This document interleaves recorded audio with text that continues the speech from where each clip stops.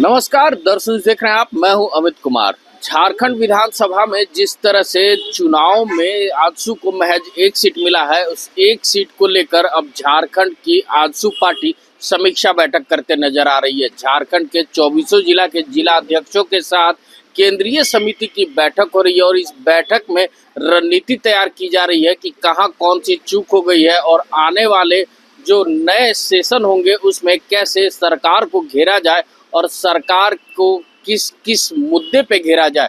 तो ऐसे में झारखंड आजसू के सुप्रीमो सुदेश कुमार महतो आज छात्र संघ के साथ भी बैठक करते हैं और बैठकों में कैसे कॉलेज में छात्रों को और सुदृढ़ किया जाए और पार्टी को मजबूत किया जाए, इसको लेकर दिशा निर्देश देते नजर आ रहे हैं। तो क्या कुछ कहते नजर आ रहे हैं आजसू सुप्रीमो सुदेश कुमार महतो, आइए सुनते हैं। खासकर सेंट्रल केंद्रीय पदाधिकारियों की आज बैठक आहूत की गई है, जिसमें चुनाव के संदर्भ में और भावी रणनीति आने वाले रोड मैप के संदर्भ में भी चर्चाएं अभी चल रही हैं। हम सभी लोगों ने अलग अलग रूप से पार्टी के सभी इकाइयों के साथ अलग अलग बैठक करके उनका फीडबैक सिलेक्शन को लेकर या फिर आने वाले समय को लेकर पार्टी के लिए फीडबैक उनसे हम लेने का काम चल रहा है पार्टी के अंदर में। पहले हम लोगों ने संसदीय बोर्ड का, प्रत्याशियों का और फिर वरीय पदाधिकारियों का, फिर हम नीचे भी जाएंगे। नीचे के जिस क्षेत्रों में हम लोग चुनाव लड़े वहाँ के नीचे के पदाधिकारियों का भी फीडबैक आना जरूरी है, क्योंकि उससे क्या होता है कि फर्दर प्लान बनाने में बहुत आसानी होती है। हमने तय किया है, पिछले बार भी मैंने कहा था कि हमने तय किया है कि ये कुछ महीना सरकार के लिए और सरकार को नीति बनाने का, सरकार को इस राज्य के परिप्रेक्ष्य में लिए हुए 5-6 जो उनके हिडन एजेंडा जिनको वो कहते आए, उनके लिए थोड़ा समय हम लोग निश्चित रूप से देंगे। लेकिन ये निश्चित है कि हम राज्य और राज्य के लोगों के हित में हम हर समय खड़े रहेंगे। ये निश्चित है कि विधानसभा के अंदर और विधानसभा के समय, जितना समय विधानसभा का इस राज्य के परिप्रेक्ष्य में चर्चाओं पर होना चाहिए, मैं लगातार 20-25 साल से प्रत्यक्ष अप्रत्यक्ष रूप से इसको मैं देख भी रहा हूँ। हमेशा सरकारी पक्ष हावी रहता है और कभी भी हेल्दी जो एक डिस्कशन का मंच बनना चाहिए वो हो नहीं पाता है। कभी कभी कार्यमंत्रणा समिति के विषयों को भी अपने अनुरूप होता है, चूँकि हर जगह के लिए बहुमत चाहिए, तो ये बन नहीं पाता है। तो हम इसके ऊपर भी हम काफ़ी मंथन करेंगे, हम प्लान करेंगे और मेरा पूरा और मेरी पार्टी का अभी फर्दर प्लान जो भी आगे का प्लान हमारा बन रहा है, उसमें हम पब्लिक के बीच में खड़ा होकर वो सारे इश्यूज़, जिस इश्यूज़ के साथ लोगों को गोलबंद कर रही या में सफल हुई जो सरकार, जो गठबंधन की सरकार है, गठबंधन की सरकार के दलीय नीतियों को और नियत को हम जानते हैं।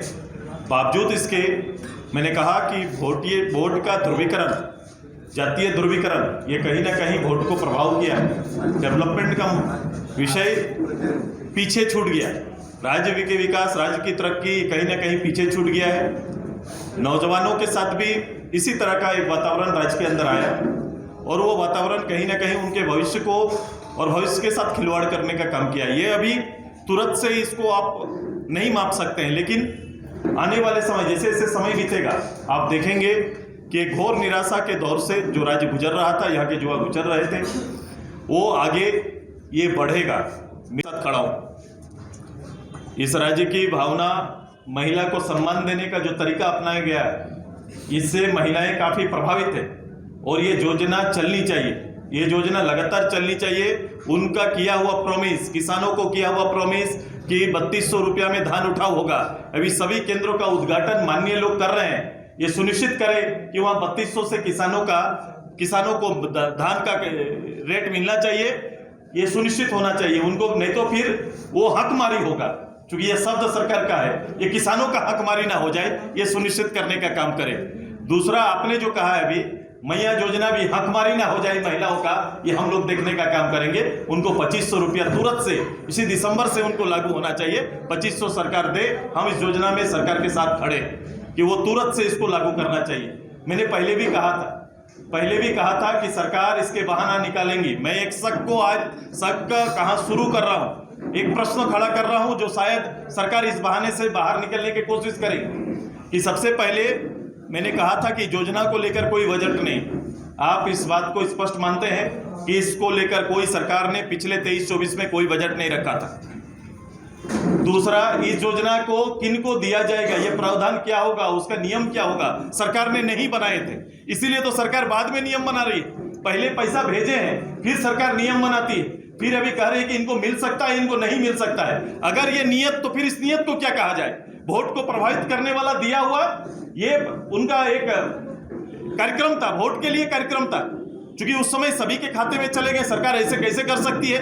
बिना नियम बनाए हुए लोगों के खाते में पैसा कैसे भेज दी? अगर सरकार के संज्ञान में ये नहीं था, तो अगर किसी ने गुस्ताखी की है तो उसके खिलाफ में सरकार क्या कार्रवाई करने जा रही है क्या? यह जिम्मेदारी लेना पड़ेगा। और इस जिम्मेदारी मैं जानता हूं ये किसके लिए हुआ। और सरकार, मैं कह रहा हूं, जिस बात का मुझे डर है, मैया योजना में सरकार ही कहीं और सरकार के लोग, सरकार ही लोगों को अदालत का भेज दे, ऐसा शंकाएं हैं मेरी, ऐसा शक है मेरा कि भेज न दे और फिर कहे कि भाई अदालत का निर्णय ऐसा आ गया इसलिए मैं आगे नहीं कर सकता।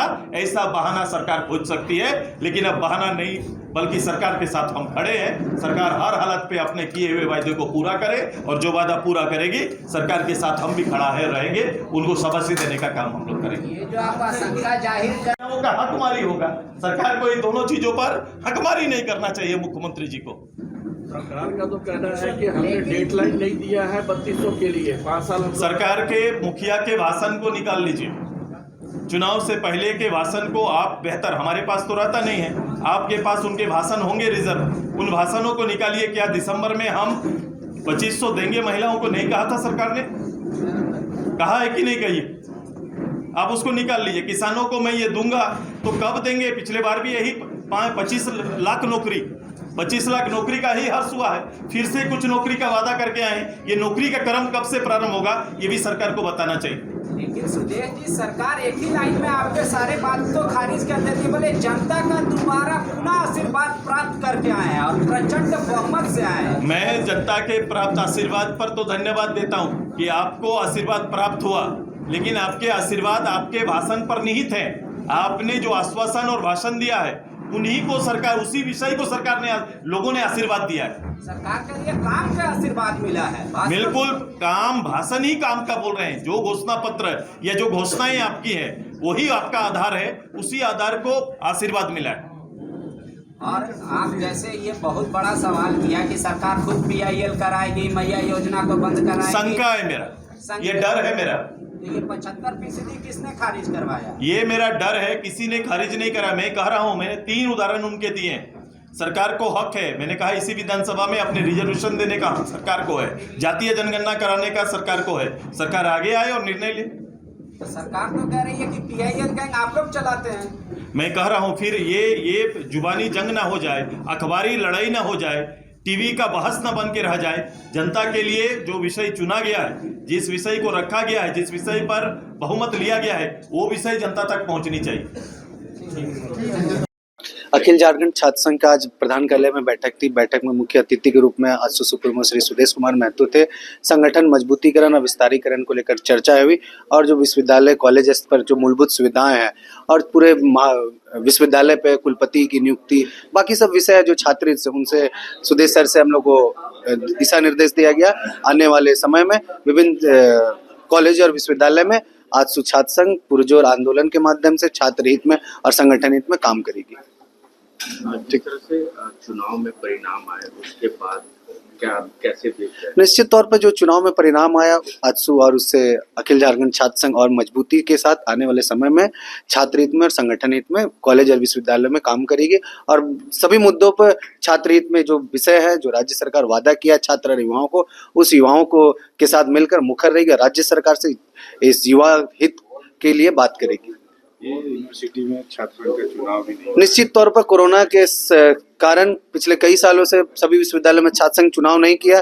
जैसे अभी एग्जाम का समय, एग्जाम खत्म होती है, सभी विश्वविद्यालयों में आजसू मांग करी कि जल्द से जल्द अविलंब छात्र संघ चुनाव की घोषणा की जाए।